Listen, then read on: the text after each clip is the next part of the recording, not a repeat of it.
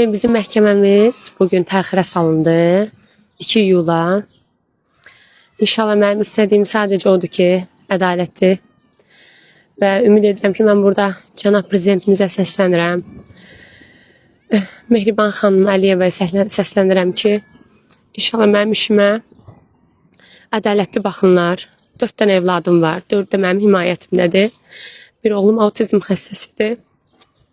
Çox danışa bilmirəm. Mən sadəcə istəyirəm ki, mənim məhkəməm ciddi nəzarətə götürülsün. Yəni, mən özümü sübut eləyə bilim ki, mən suçsuzam. Başqa mən nə deyə bilərəm? Bəs indiki məhkəmədə nə deyildi? İndiki məhkəmə təxirə salındı.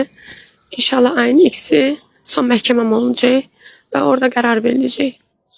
Artıq neçə aydır bu iş gedir? Hadisə olub 1 il öncə. Şikayət olunub məndən 6 ay sonra. Yəni, mən 6 ay sonra öyrənmişəm ki, məndən şikayətçidirlər. Hadisədən 6 ay sonra şikayət olunub. İş gedir artıq dekabrın 5-dən 6 ay yaxınında iş gedir.